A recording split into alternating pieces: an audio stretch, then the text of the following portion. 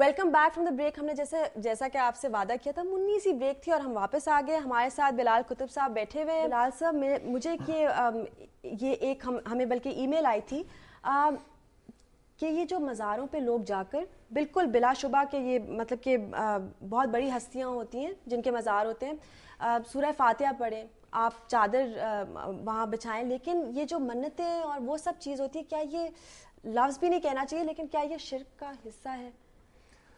شرک کا حصہ بھی کہا جا سکتا ہے. عام طور پہ اس کے لیے جو ہم لفظ استعمال کرتے ہیں وہ کہ یہ بدعت, دیٹ مینس کہ ایڈیشن ٹو دا ریلیجن ہم کر رہے ہیں.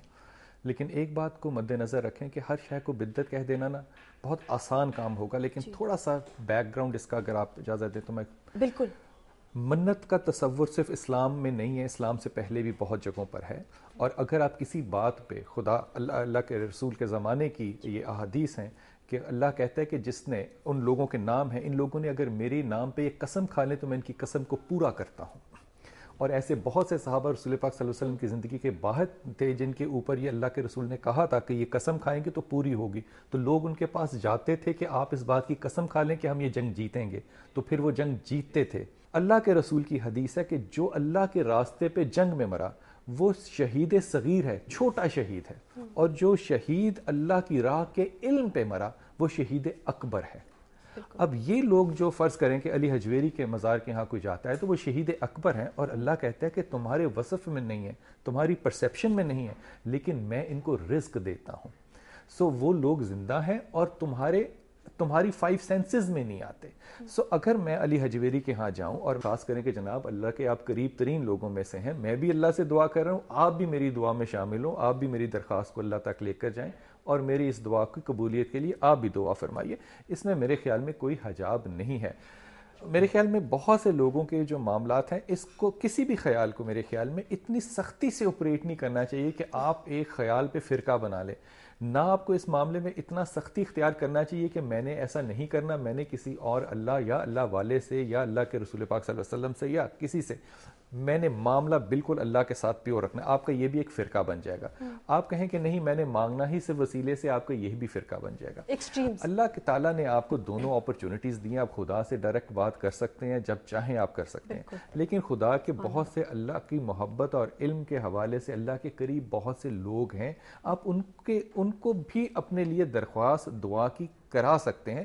اس میں بھی کوئی میں بدعت قطعی طور پہ نہیں سمجھتا, لیکن اس سے ایکسٹینڈ کرنا ایک سٹیپ وہ شاید میرے خیال میں ایک انتہائی پرسنل تو نہیں, میرے خیال میں ایسا جیسچر ہوگا جو کہ آپ کے ایمان کو شیک کر دے کہ آپ اپنے سٹریس لیول کے اندر خدا کو چھوڑ کے اور لوگوں کے پیچھے لگ جائیں. لیکن میرے خیال میں انسان کی ریل کریکٹر کا پتہ ہی تب چلتا ہے جب انسان کرائسس میں ہو. اس کرائسس میں اگر آپ خدا کی طرف رجوع کریں تو میں اس بات پہ یقین سے آپ کو بہت ایمانداری سے بات کہتا ہوں کہ خدا بھی اتنی ہی جلدی رسپونڈ کرتا ہے. السلام علیکم. وعلیکم السلام. زبیر بات کر رہا ہوں کراچی سے. جی اچھا, پہلے تو میں دنیا ٹی وی کو بھی وش کرنا چاہوں گا, اور آپ کو بھی ماشاءاللہ بہت اچھا پروگرام شروع کیا, اور سب سے بڑی بات ہے کہ آپ لائیو کال لے رہے, عوام کو موقع دے رہے ہیں بات کرنے کا. تھینک یو ویری مچ دنیا ٹی وی اور آپ اسی کے دونوں. شکریہ جی. اچھا, اور دوسرا میں بلال صاحب سے یہ کہنا چاہوں گا, بلال صاحب مجھے یہ بتائیے کہ یہ جو اس وقت ہم لوگ دہشت گردی کے اس سے ہوئے, ابھی آپ کو پتہ چلا ہوگا یہ کراچی کے اندر بہت بڑا جو یہ دہشت گردی کا وہ پکڑا کے ابھی پتہ چلا ہوگا, آپ کو دیکھا ہوگا آپ نے ابھی. ہیلو جی جی ہیلو جی, آپ لائن پہ ہیں ابھی؟ ہاں جی میں یہیں لائن پر ہوں. تو میں کہہ رہا ہوں کہ یہ کیا یہ کب ختم ہوگا, یہ ہمارے ملک سے یہ دہشت گردی, یہ طالبانائزیشن, یہ سب کب ختم ہوگا؟ یہ تھک گئے ہم لوگ ان چیزوں سے. تو شکریہ بہت بہت جی, شکریہ.